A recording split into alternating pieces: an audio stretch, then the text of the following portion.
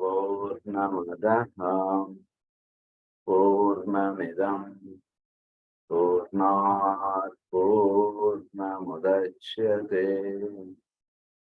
पूर्णस्य पूर्णमादाय पूर्णमेवावशिष्यते।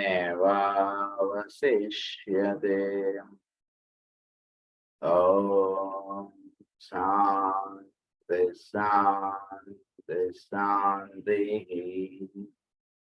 असतो मा सद्गमय तमसो मा ज्योतिर्गमय मृत्योर्मा मृतङ्गमय। ॐ शान्ति शान्ति शान्तिः।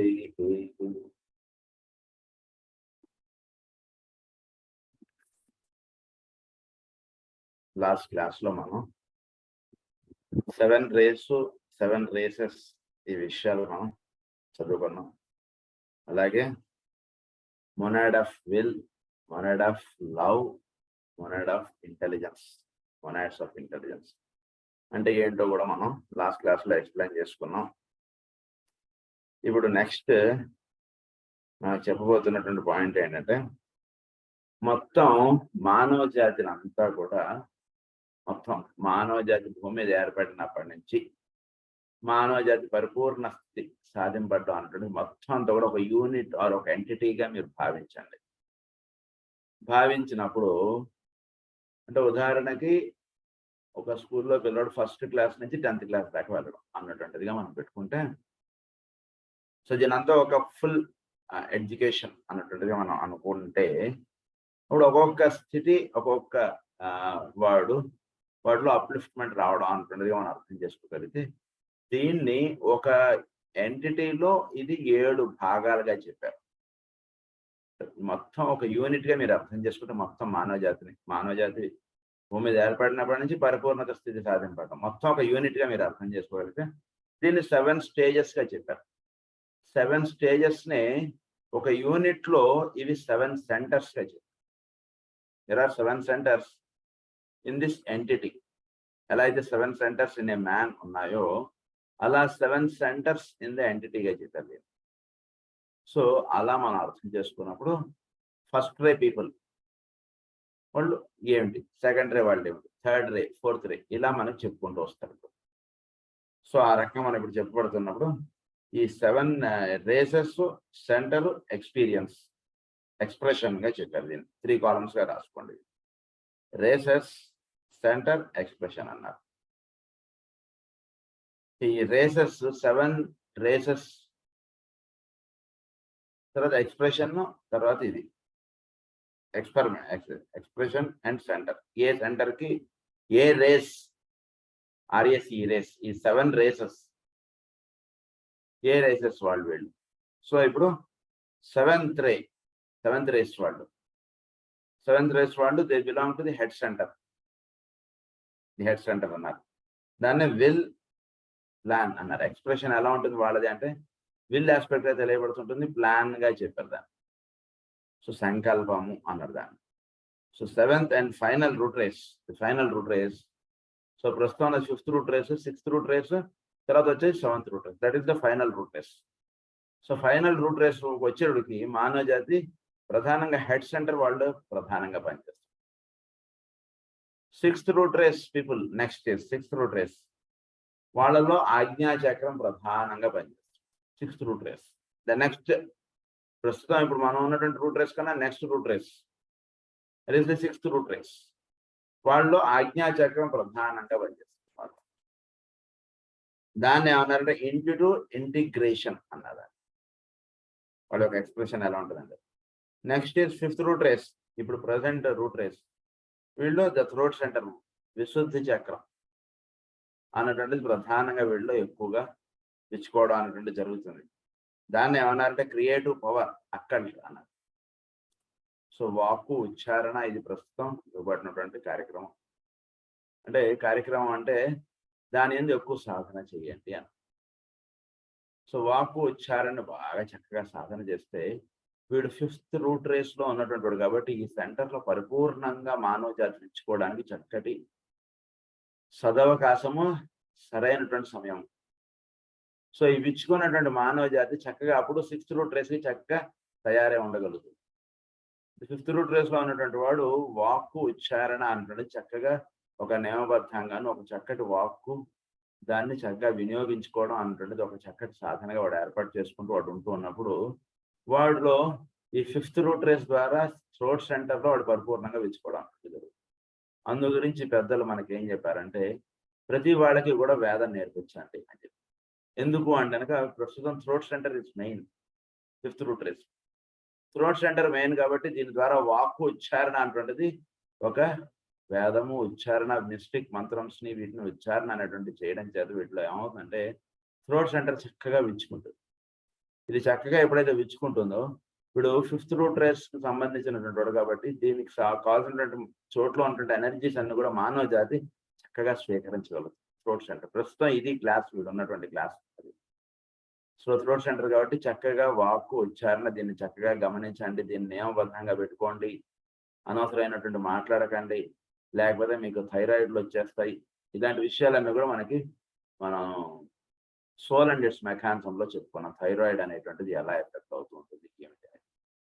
ప్రస్తుతం థ్రోట్ సెంటర్ అనేటువంటిది చాలా దాని యొక్క upliftment to the throat centre are total energies that energise the people is the throat centre. So ఇది చక్కగా ఈ థ్రోట్ సెంటర్ ద్వారా జరుగుతుంది ప్రస్తుతం. అది మనకి ఇవ్వబడినటువంటి సాధన. 4th and the past root race అది ఇది మనకన్నా ముందు జరిగిపోయినటువంటి రూట్ రేస్ వాళ్ళలో ప్రధానంగా సోలార్ ప్లెక్సస్ సెంటర్ అది మణిపూరక చక్రం, సైకిక్ సెన్సిటివిటీ మిస్టిక్ అన్నారు వాళ్ళు అన్నారు సైకిక్ అన్నారు.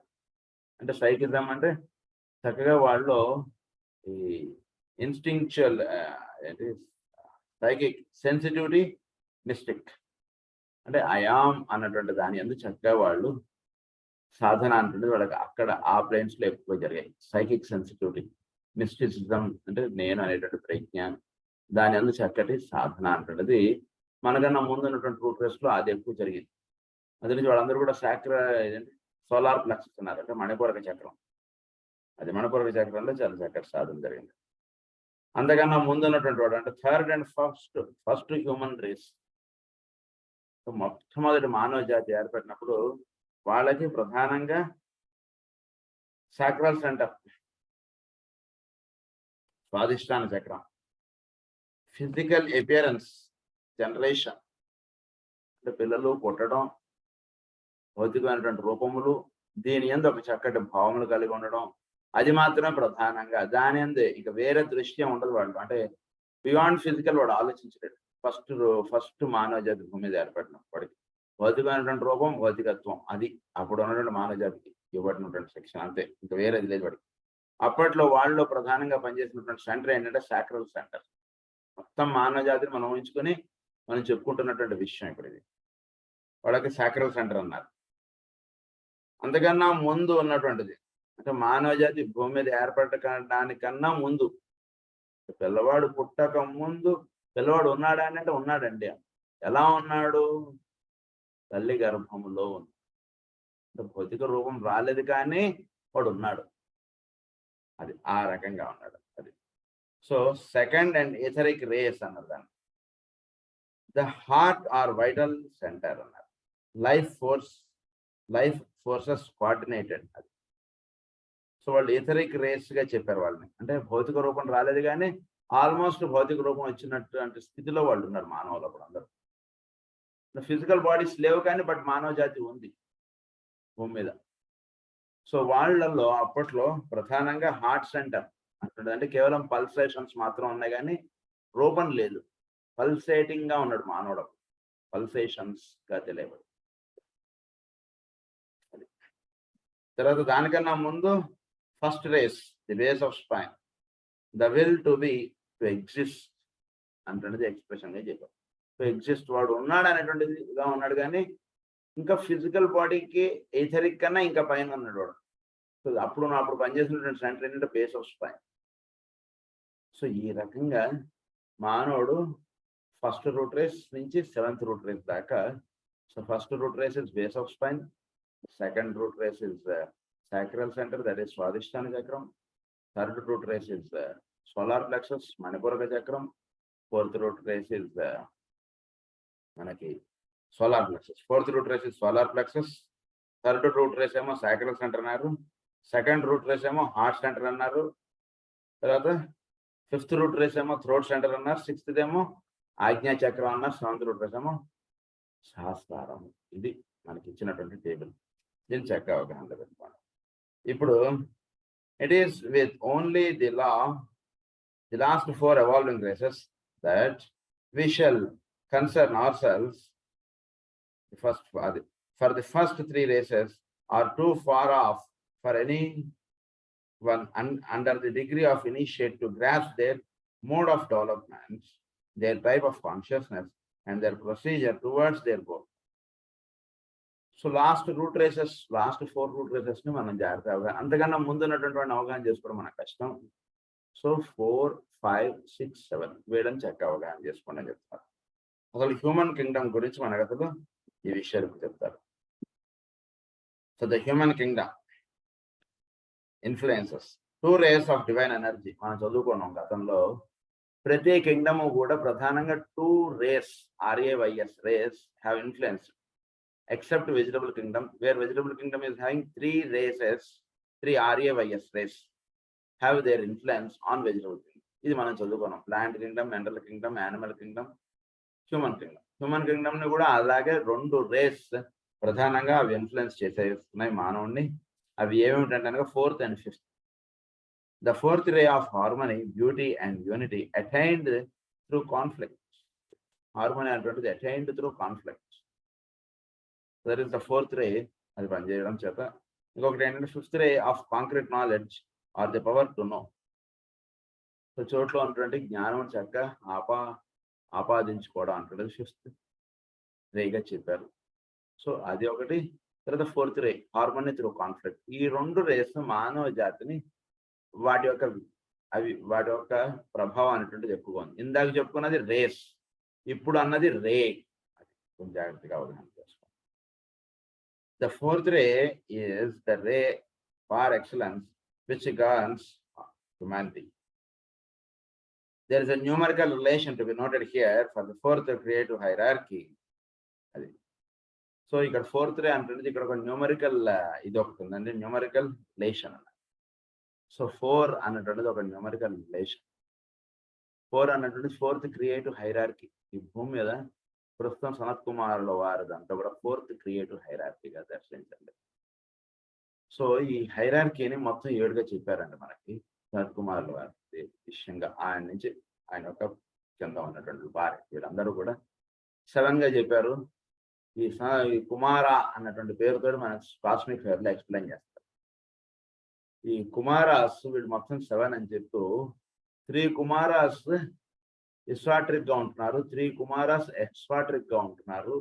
ఒక కుమార అనేటువంటి ఆయన ప్రస్తుతం ప్రధానంగా దర్శనం అనేటువంటిది ఇవ్వడం అనేటువంటిది ఎక్కువ జరుగుతుంది. 3 అసలు కనబడరు మనకి. 3 వ్యక్తంలో ఉంటుంటారు. వాళ్ళు 3 కూడా లోవర్ 3 కింగ్డమ్స్. ఈయన మనకు హ్యూమన్ కింగ్డమ్కి ఇది. సో వీళ్ళ యొక్క ఇవి మారుతూ వస్తుంటాయి అన్నారు. ఒక్కొక్కసారి ఎక్స్వాట్రిక్ గా ఉన్నటువంటి వాళ్ళు ఇస్వాట్రిక్ గా అవుతారు, ఇస్వాట్రిక్ గా ఉన్నటువంటి వాళ్ళు ఎక్స్వాట్రిక్ గా అవుతుంటారు.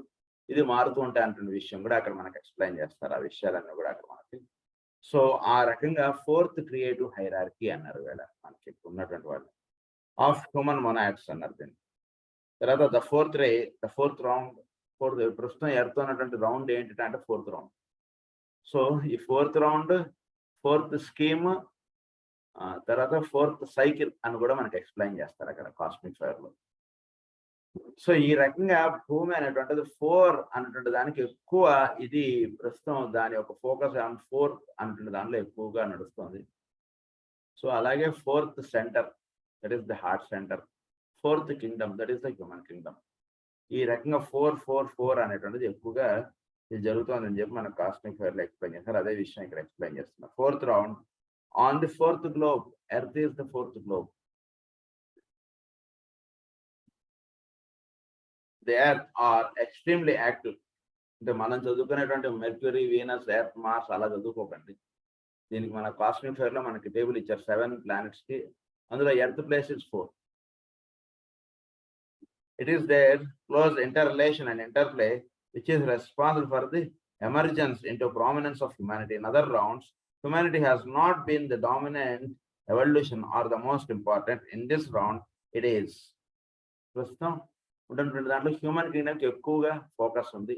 నెక్స్ట్ రౌండ్కి వచ్చేటికి హ్యూమన్ కింగ్డమ్కి ఫోకస్ ఉండదు, దేవా కింగ్డమ్కి ఎక్కువ ఫోకస్ వెళ్ళిపోతుంది. 5th రౌండ్, 5th సైకిల్ అవన్నీ వచ్చేస్తారు.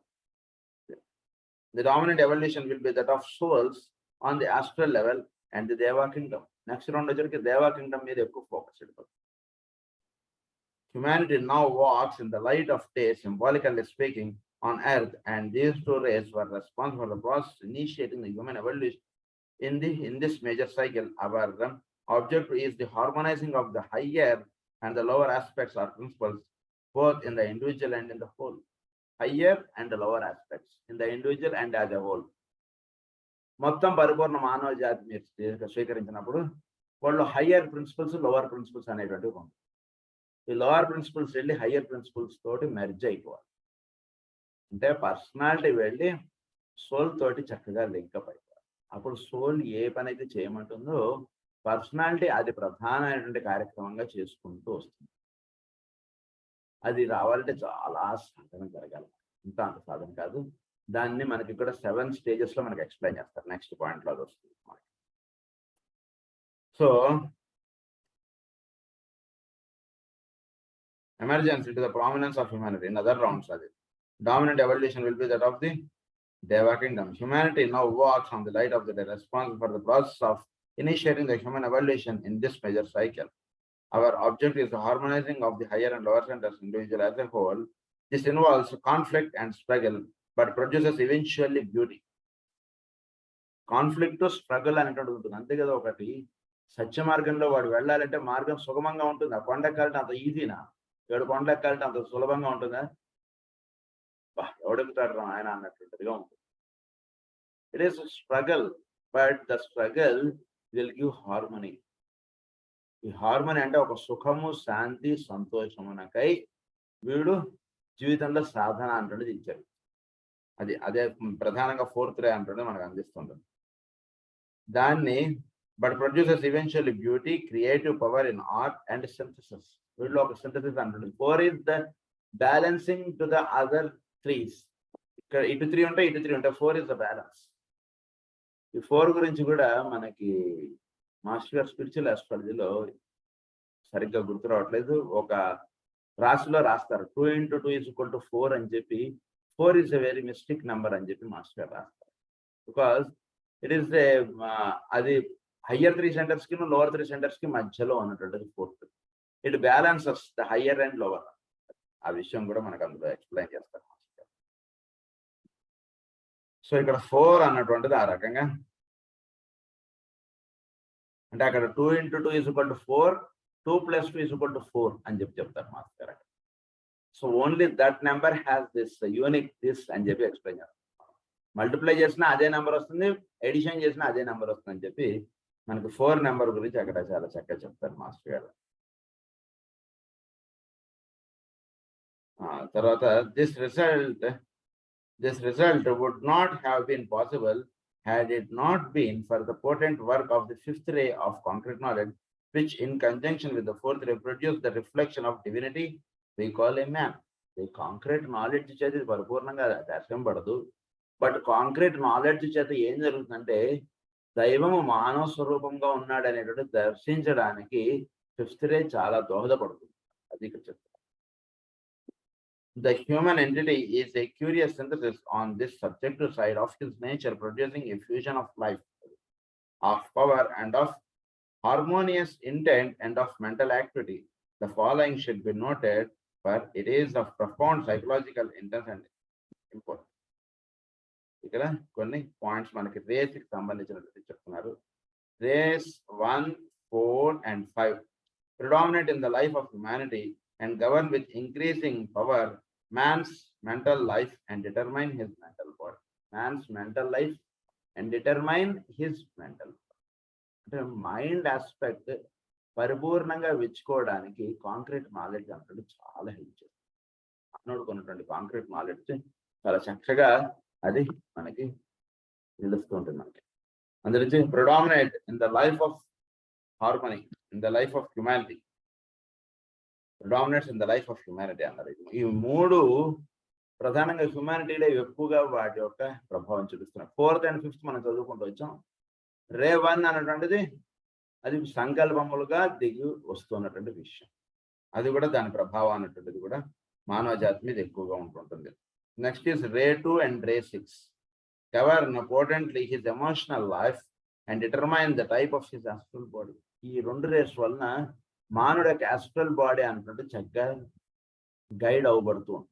సో రే 2 and రే 6 కొంచెం నెమ్మదిగా అయినా వెళ్దాం కానీ జాగ్రత్తగా అవగాహన చేసుకోండి. కొంచెం కాంప్లికేటెడ్గా ఉంటుంటుంది సబ్జెక్ట్ చాలా. సో ఓవరాల్గా విషయాన్ని ఎక్స్ప్లెయిన్ చేస్తున్నారు. బట్ ఒక హ్యూమన్ బీయింగ్ లో చెప్పబడుతున్నప్పుడు ఈ 7 రేస్ ఎలా పనిచేస్తాయి, రే 4 and రే 5 and రే 1 ఇవి ప్రధానంగా మైండ్ ఆస్పెక్ట్ ని అప్లిఫ్ట్ చేయడానికి ఉపయోగపడతాయి. అంటే విల్ అంటే చోట్లో ఉన్నటువంటి సంకల్పములు అనేటువంటి ఏమిటి, సృష్టి గురించి చక్కగా అవగాహన చేసుకోవడం, తర్వాత దీనిలో ఒక హార్మోని అనేటువంటిది సంపాదించుకోవడానికి, అంటే ఒక చక్కటి సుఖము, శాంతి, సంతోషం ఇవన్నీ కూడా మనకు అందివ్వడానికి మెంటల్ బాడీ అంటే చాలా హెల్ప్ చేస్తుంది మనకి. సో మన యొక్క మెంటల్ బాడీ మీద ఈ 3 రేసు ప్రధానంగా పనిచేస్తున్నాయి. Next is ray 2 and ray 6 ఈ 2 రేసు మన ప్రధానంగా మన యొక్క ఆస్ట్రల్ బాడీ మీద అవి పనిచేయడం అంటే జరుగుతుంది. థర్డ్ పాయింట్ ఏంటంటే ray 3 and ray 7 govern the vital physical life and physical body. Physical బాడీని చక్కగా గైడ్ చేస్తున్నటువంటివి ఈ 2 rays, that is third ray and 7th. Here you have, if you not carefully, a summation of the rays which govern and differentiate the life of the personality forms and therefore bring in other factors which psychologists will have to consider as time goes on. అది భవిష్యత్తులో psychologist వీటిని చక్కగా అవగాహన చేసుకుంటారు. వీటిని మీరు కొంతవరకు అవగాహన చేసుకోవడానికి చక్కగా ప్రయత్నం చేయండి. నెక్స్ట్ సెంచరీకో ఇప్పుడు వచ్చేటికి ఈ రే ప్రిన్సిపల్స్ ఉన్నను మానవుడు 3 ప్లేన్స్ పర్సనాలిటీగా చెప్పబడినటువంటి విషయాలన్నీ కూడా భవిష్యత్తులో వాళ్ళు చక్కగా అవగాహన చేసుకుంటారు. ప్రస్తుతానికైతే మీకు చెప్పేస్తున్నా, మీరు అర్థం చేసుకోండి అన్నట్టుగా చెప్తున్నారు. You will see therefore that the human soul or ego is found on one or other of the 7 rays, in one or other of the 7 ray groups. So దీన్ని బట్టి మనం అవగాహన చేసుకోగలిగే విషయం ఏంటంటే ఈ సోల్ ఆస్పెక్ట్ ఏదైతే ఉందో ఇది 7 రేస్ లో ఒక రేకి సంబంధించినటువంటి దాంట్లో ప్రధానంగా అది వర్తించడం అంటే జరుగుతుంటుంది. మనకి అంటే కొంచెం కంపారిజన్ అని అనుకోకండి. విషయం ఏంటంటే మనకి భాగవతం ఎలా చెప్తుందంటే జీవులందరూ కూడా ఆత్మస్వరూపులు, దైవం ఆత్మస్వరూపులు కనుక దైవమును దర్శించుట అంటే విషయంగా చెప్పుకుంటూ వెళ్ళిపోతారు. కానీ ఈ సబ్జెక్ట్ మాస్టర్ జాల్కుల్ గారు దానికి వచ్చేటికి ఈ సోల్ అనేటువంటిది 7 గా ఉంది అన్నటువంటి విషయం ఇక్కడ మనకి చక్కగా చెప్తున్నారు ఈ విషయాన్ని. సో ఈ 7 types ఆఫ్ రేస్ అంటే మానవుల యొక్క సోల్స్ మీద అవి 7 రేస్ గా ప్రవహింపబడటం అన్నటువంటి జరుగుతుంది కదా. 7 souls, 7 different types of souls are existing on this earth. విషయం మనం చక్కగా అవగాహనలో పెట్టుకోవాలి. అది ఫస్ట్ పాయింట్. సెకండ్ పాయింట్ ఏంటంటే the mind, nature and mental body are governed by the rays of purpose, of harmony or synthesis and of knowledge. Rays of purpose. So ఇది ప్రధానంగా ఉదాహరణకి soul ray maybe 2nd ray or 3rd ray or 4th ray ఏదైనా ఉండొచ్చు. Any ray from 1 to 7 అదొకటి రాసుకుంటాం. Next వాడి యొక్క mind, ప్రధానంగా ray of purpose. Ray of purpose is the will purpose. So purpose అంటే ఎక్కడ డిసైడ్ అయింది, will aspect, that is the first ray. So ray of purpose and ray of harmony through conflict and ray of knowledge. So ఈ 3 race చేత మానవుడి యొక్క mind principal లేదా mental body అంటుంటది ఈ purpose, వాడు దేని గురించి అయితే దేహాన్ని స్వీకరించాడు, దేని గురించి పనిచేస్తున్నాడు, ఏమిటనేది ఒక పర్పస్ఫుల్ గా వాడి లైఫ్ లీడ్ చేయడం అంటుంది పట్టించాడు. The purpose which the masters అంటే మనం ఏదైతే మనం చదువుకుంటాం రోజు మార్నింగ్ ఎడ్యుకేషన్ లో, that purpose guide the leader wells of money. Purpose గురించి మన కాస్మిక్ లో చాలా ఎక్స్ప్లెయిన్ చేస్తారు కూడా. సో పర్పస్ఫుల్ గా లీడ్ చేయడం చేసి ఏమవుతుందంటే వీడు ఫస్ట్ ప్రిన్సిపల్ కి చాలా చక్కగా రెస్పాండ్ అయిన వాడు అవుతారు. ఏదో ఊరికనే 10 మంది చేస్తున్నారు కదా, 10 మంది కొని పెట్టుకున్నారు కదా, 10 మంది అంటున్నారు కదా అంటుండేదిగా ఎప్పుడు ఏ పని మనం చేయకూడదు. పర్పస్ ఉందా లేదా అనేటువంటి చూసుకోండి. ఈ వస్తువు కొనుక్కోవడంలో సూపర్ మార్కెట్కి వెళ్ళాం, ఈ వస్తువు కొనుక్కోవడంలో మనకు పర్పస్ ఉందంటే చక్కగా కొనుక్కుందాం. వాడేదో పెట్టాడు కదా అని మనం కొనేసుకోవడం అంటుండే దానిలోకి అట్లీస్ట్ సాధన చేసుకుంటానంటే వాళ్ళు వెళ్ళవు. ఏదో అక్కడ ఏదో పెట్టాడు, మనకు అవసరమైతే మనం కొనుక్కుందాం, తప్పకుండా కొనుక్కుందాం. అవసరం లేనిది కూడా మనం కొనుక్కొని పెట్టుకుందాం అనేటువంటి విషయం అంటున్నది సాధనకు వ్యతిరేకం. సో పర్పస్ఫుల్ లైఫ్ అంటున్నది ఉండాలి. ఆఫ్ హార్మనీ ఆర్ సింథసిస్, వీళ్ళు ఈ హార్మనీ లేదా సింథసిస్ అంటున్నది ఉండాలి. ఈ సింథసిస్ అంటున్నది జరగడంలో వీడికి కొన్ని ఇబ్బందులు అనేటువంటి ఎదురవుతాయి. మానవుడు ఇబ్బందులు ఎదురైనా వాటిని చక్కగా దాటుకుంటూ వచ్చి ఒక హార్మోనియస్ లైఫ్ అంటున్నది వాళ్ళ లైఫ్ లో ఏర్పాటు చేసుకోవాలి. తర్వాత ఎండ్ ఆఫ్ నాలెడ్జ్, దాన్నే కాంక్రీట్ నాలెడ్జ్ అన్నారు. ఈ మూడు కూడా మైండ్ ప్రిన్సిపల్ కింద మనం ఎక్స్ప్లెయిన్ చేసుకున్నాం. Next is emotional body. The emotional nature and form are governed by the rays of love, wisdom and of idealistic devotion. Second ray and sixth ray అది చెప్పారు మనకి. అలాగే next is the vital life and physical body are governed by the rays of intelligence in matter and of organising power. Intelligence in matter అంటే that is the third ray and seventh ray, అదే విషయం చెప్పింది.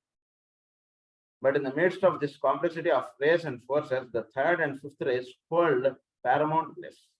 Third and fifth rays hold the paramount place. Third ray belongs to the physical body.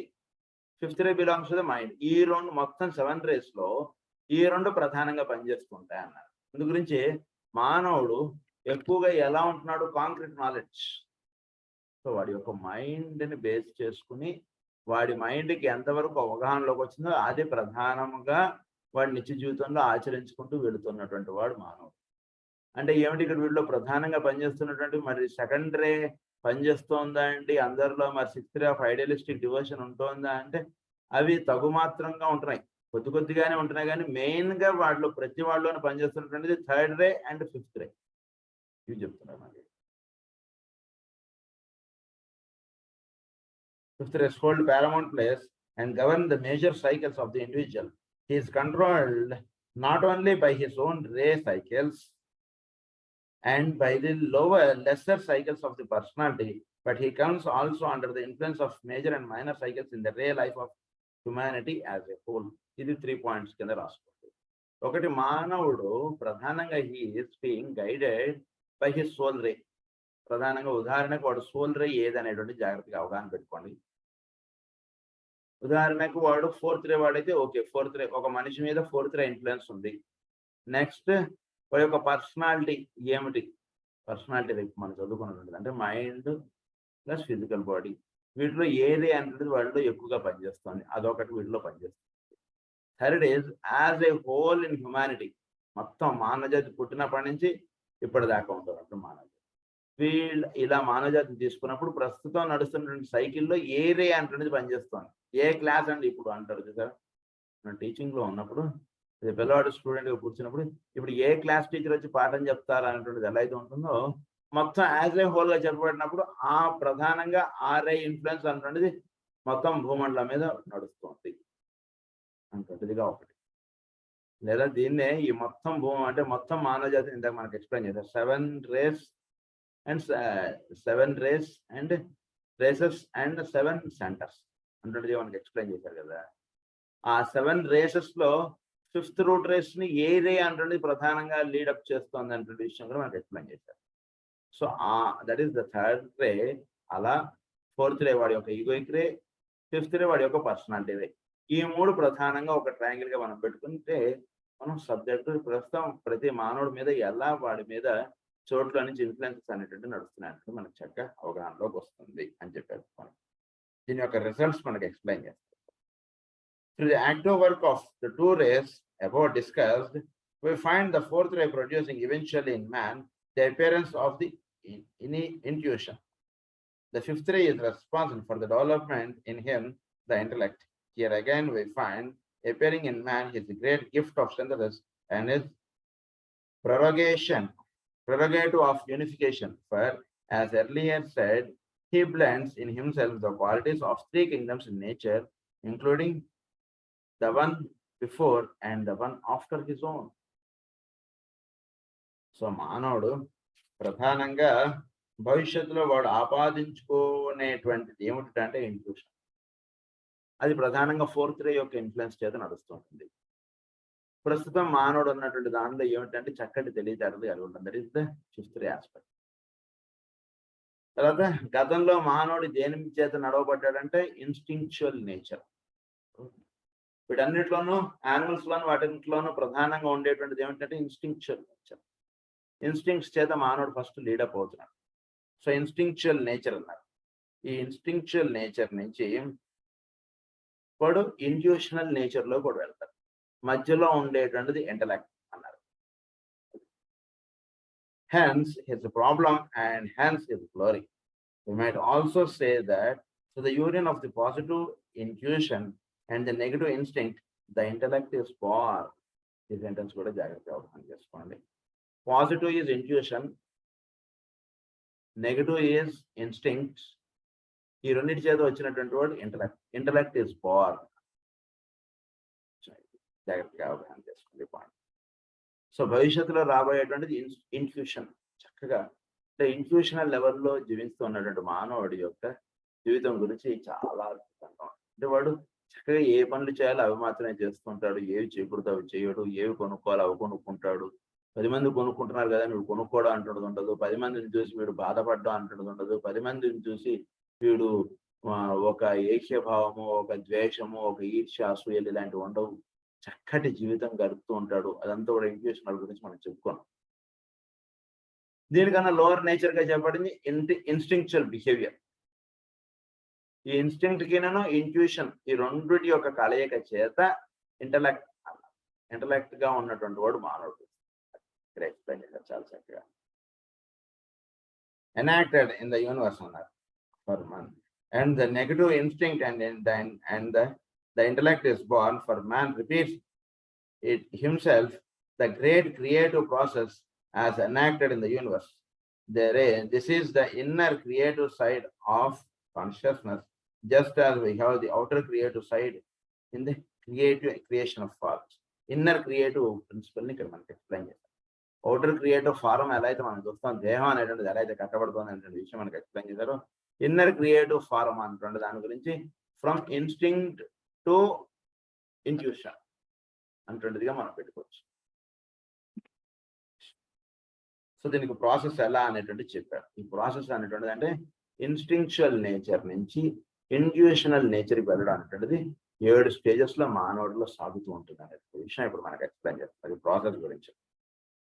So all forms in the 3 lower subhuman kingdoms are also subjected to the process of adaptation, but that is a group adaptation to environment.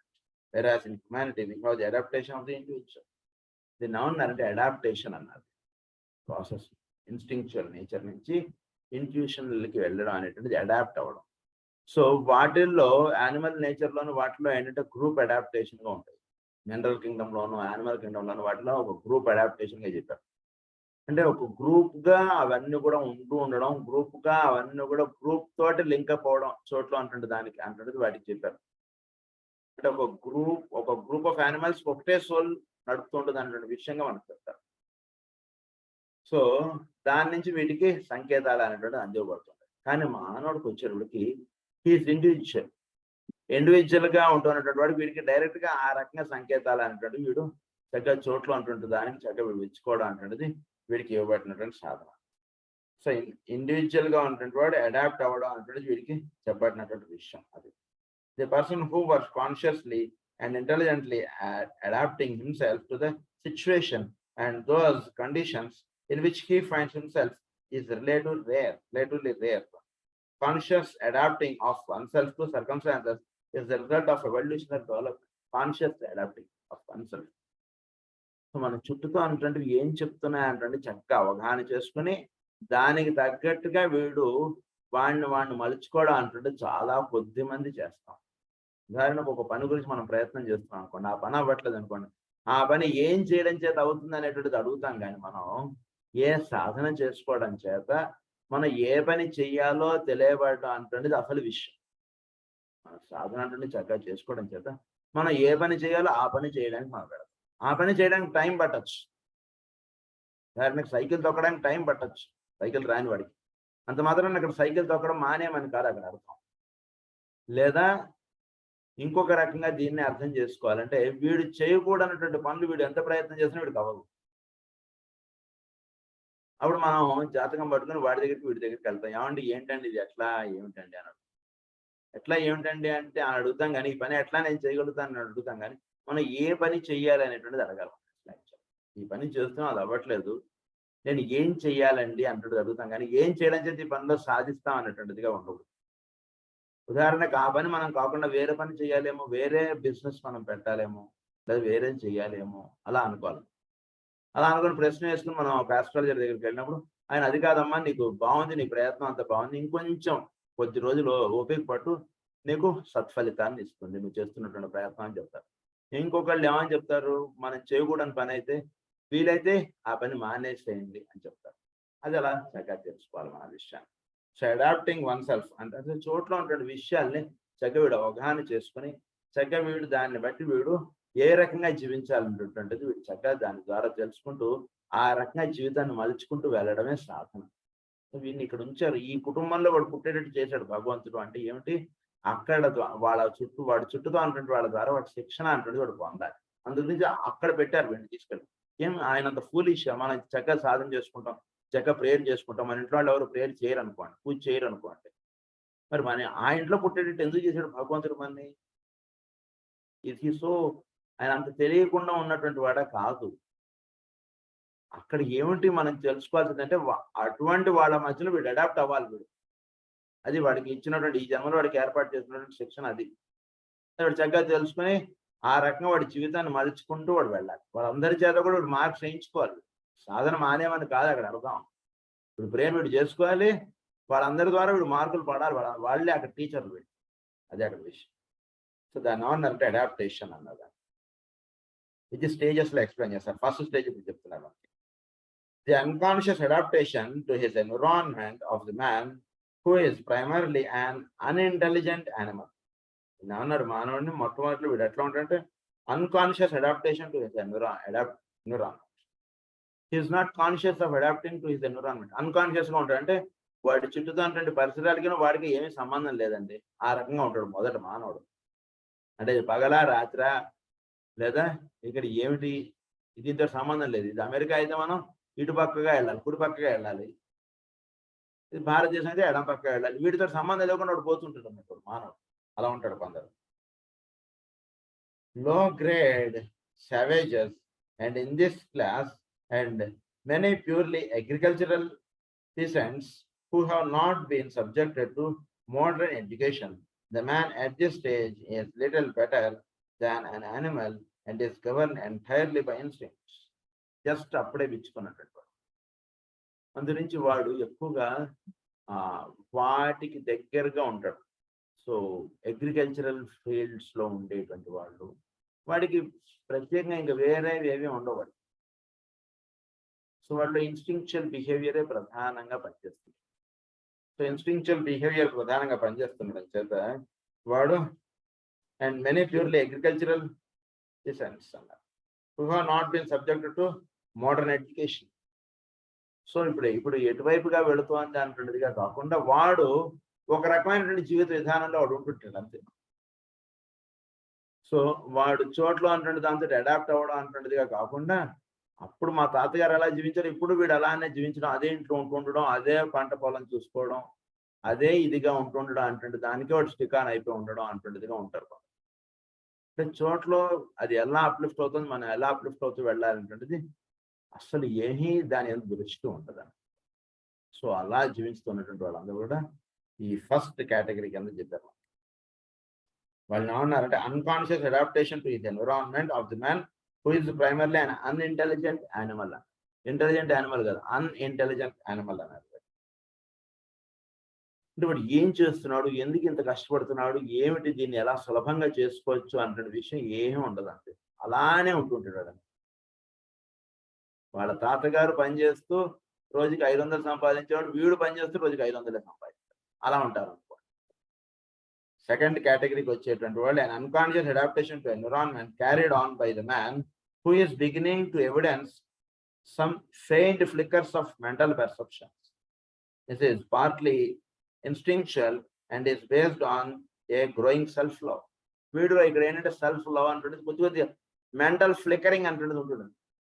వాడి ఎప్పుడో ఒక ఆలోచన వస్తున్నాడు, వాళ్ళందరూ చక్కగా హాయిగా జీవిస్తున్నారు, ఏమిటి నేను ఈ రోజు కూడా ఒక సైకిల్ కూడా లేకుండా ఇలా పొలంకి పోవాలంటే ఇలా నడుచుకుంటూ పోతూనే ఉన్నాను, ఏంటిది అంటుంటుంది. ఒక నిమిషం అక్కడ అనిపిస్తుంటుంది, అది కాదు మా నాన్న ఇలానే వెళ్ళాడు, మా తాతగారు ఇలానే వెళ్ళారు, నేను ఇలానే ఉంటాను అంటుండేది ఉంటుంది. జస్ట్ ఒక ఫ్లికరింగ్ ఉంటుంది వీళ్ళలో. సెకండ్ కేటగిరీ వాళ్ళు there is more of the I consciousness in him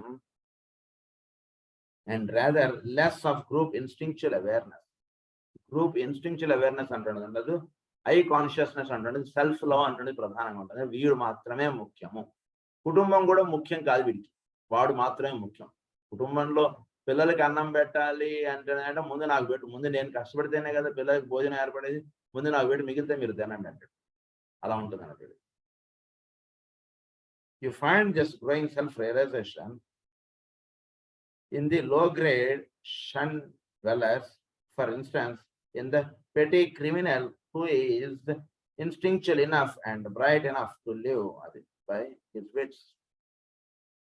So, criminals వీళ్ళు ఉంటారు కదా, వాడు ఏమిటి, వాడు సెల్ఫ్ లవ్ కలిగినటువంటి గ్రూప్ కాన్షియస్ కాదు, వాళ్ళు సెల్ఫ్ లవ్, వాడిని వాడు బాగా ప్రేమించుకుంటాడు. వాడి యొక్క క్విక్ ఇంటెలిజెన్స్, వాడి దీని చేత వాడి జీవితం అంటున్నది గడుపుతుంటాడు. వాడు గట్టిగా వాడిని వస్తే వాడు పొడి చేస్తాడు, మరి వాడికి పొడి చేస్తే వాడికి రక్తం వస్తుంది రా ఆయన, వాడికి నొప్పి వస్తుంది రా అంటే ఐ డోంట్ కేర్ అన్నాడు. వేడిది మాత్రమే సెల్ఫ్ లవ్ మాత్రమే ప్రధానంగా కలిగి ఉంటూ వేరే వాళ్ళని ఏమి పట్టించుకోకుండా ఉంటూ జీవితం గడిపేటువంటి వాళ్ళందరూ కూడా సెకండ్ కేటగిరీ. ఫస్ట్ కేటగిరీ వాడికి సెల్ఫ్ లవ్ కూడా లేదు, ఎండలో అలానే పని చేస్తుంటాడు, వానలో తడుస్తుంటాడు, ఏమిట్రా నీ గురించి కొంచెమైనా పట్టించుకోరా అంటే ఉంటే ఉంటుంది. వాడికి అసలు ఆ థాట్ కూడా ఉండదు, వాడికి థాట్ కూడా రాదన్నమాట. వీటిలో సెల్ఫ్ లా అంటుంది ఉంటుంది సెకండ్ కేటగిరీ వాడు, అది ఇద్దరికి తేడా. థర్డ్ కేటగిరీకి వచ్చేసరికి a conscious and purely selfish adapting of one self to the environment. In these cases the man is definitely aware of his motives, they are consciously thought out throughout and recognised, and the man makes the best of his circumstances. వీడిలో కూడా self లా ఉంటుంటుంది, కానీ ఏది చేయడం చేత వీడు ఎక్కువ ధనం సంపాదించగలుగుతాం, ఎక్కువ లాభం పొందగలుగుతాం, ఎక్కువ వాడు సుఖంగా ఉండగలుగుతాడు అంటుండేదే ప్రధానంగా ఉంటుంటాడు. అది సో అది థర్డ్ కేటగిరీ కింద చెప్పారు అలా జీవించేటువంటి వాళ్ళు. He forces himself to live as far as possible harmoniously in his surroundings. In this there is really good motive, but principally the man is governed by a desire for comfort, physical, emotional and mental, to such a degree that he will discipline himself into such a condition that he fits wherever he may be and can get on with anyone. Because మన దేశం వాడు కాదు, వాడితో వెళ్ళి స్నేహం చేస్తున్నాడు అంటే వాడు నాకు ఎక్కువ ధనం ఇస్తానంటున్నాడు, నాకు ఎక్కువ కంఫర్ట్ ఇస్తానంటున్నాడు, మంచి ఉద్యోగం ఇస్తానంటున్నాడు. బ్రిటిష్ వాడి దగ్గర పనిచేస్తే ఏంటి తప్పు, నేను బతికుంటారే చక్కగా, ఇదే అలా భావన కలిగి ఉంటాడు అన్నట్టు. వాడి కంఫర్ట్, వాడు హార్మోనైజింగ్, వీటి గురించి ఎక్కువ ప్రధానంగా ఉంటుంటాడు. వేరే వాడితో మన దేశం గురించి కష్టపడాలి, మన దేశం స్వాతంత్రం ఏం విజయం పెద్ద పట్టదు. అది చక్కటి పోస్ట్ ఇస్తానన్నాడు, చక్కగా ఇది ఉంది, హాయిగా అట్లా జీవించేద్దాం మనం, ఏమిటి ఇందులో తప్పు, వీళ్ళు అమెరికా వెళ్ళిపోయి ఉందాం, ఏమిటి తప్పు. ఇలా వాడి యొక్క పర్సనల్ కంఫర్ట్స్ అది ప్రధానంగా కలిగి ఉండేటువంటి వాడు థర్డ్ కేటగిరీ. సెకండ్ కేటగిరీకి థర్డ్ కేటగిరీకి కూడా జాగ్రత్తగా గుర్తుపెట్టుకుంటారు. తర్వాత వచ్చేసరికి fourth category. From this stage on, the differentiations become so numerous that they are difficult to follow. Fourth stage వచ్చేసరికి న్యూమరస్ చేంజెస్ అంటే వచ్చేస్తాయి. అవి ఏంటో చెప్తున్నారు. The mixtures of pure selfishness, of a growing recognition of the group, of an awakening realization of the right of other people to a similar degree or comfort of harmony, and of a steady effort to adapt conditions of character and personality life, so that the purely selfish increases do not real damage to others until we arrive at చెప్పి చుక్కలు పెట్టారు. Until we arrive at అంటే వీడు 4th స్టేజ్కి వచ్చినట్టు. వీడు ఎలా ఉంటాడు, ఉదాహరణకు ఒక కంపెనీ పెట్టాడు అనుకో. కంపెనీలో ఉదాహరణకు ఒక 50 మంది ఉన్నారు అనుకో. ఆ కంపెనీ గురించి వీడు పనిచేస్తుంటాడు. ఆ 50 మంది మీద ప్రేమ అంటే ప్రేమ లేదు, దోమలేదు. ఆ కంపెనీ అప్లిఫ్ట్ వాళ్ళు చక్కగా అది అభివృద్ధి పొందాలి, చక్కగా ఆ కంపెనీ ద్వారా వీడికి ఒక లాభం అనేటువంటిది ఉంటుంది. అది మాత్రమే ప్రధానంగా ఉంటుంది. అందు గురించి కంపెనీలో వాడికి ఎవరికి ఏదైనా సరే వెంటనే వీడు వచ్చి ఉద్యోగం చేయాలి, వాడు ఇదవ్వాలి అనేటువంటి విషయంగా వాళ్ళందరి గురించి పట్టించుకోవడం అంటుంది. అంతే తప్పితే వేరే విషయం ఉండదు వాడికి. పర్సనల్ వాడు పాపం జ్వరం వచ్చిందిట, సరే నువ్వు మంచి డాక్టర్కి వెళ్ళిపో, నువ్వు మందులు వేసుకో, రేపు ఉద్యోగంకి వచ్చేసాను. ఎందుకంటే వీడు ఒక్కరోజు ఉద్యోగం మానేస్తే నాకు 500 నష్టం, దాని బదులు 200 ఇచ్చి వాడికి ట్రీట్మెంట్ చేయించేస్తే నాకు నష్టం తక్కువలో అయిపోతుంది కదా. అలాంటి లాజిక్స్ ఎక్కువగా ఉంటుంది. అంటే దీంట్లో చాలా రకాలు ఉంటాయి. ఈ లాజిక్ ఎంత అంత కాదు, దీన్ని అర్థం చేసుకోవడం మన చేత కాదు. సో అనేక రకాలైనటువంటి లాజిక్స్ వాడుతూ వాడు జీవితంలో గడుపుకుంటూ ముందుకు వెళ్ళిపోతాడు. ఎన్ని లాజిక్స్ ఉంటాయి మనం ఊహించలేం, అన్ని లాజిక్స్ ఉంటాయి వీడిలో. అది 4th స్టేజ్కి సంబంధించినటువంటి వాడు. 5th స్టేజ్కి వచ్చేటికి the average really good man who is struggling to adapt himself to his surroundings, to his group relations and responsibilities such way that some measure of love can be seen. ఇక్కడ వీడిలో 5th stage వచ్చేటికి average man అన్నది కొంచెం ప్రేమ అనేటువంటి ఉంటుంది. I refer not here to that instinctual love for family and children and herd which man share in common with the animals and which often breaks down when the love individuals assert themselves.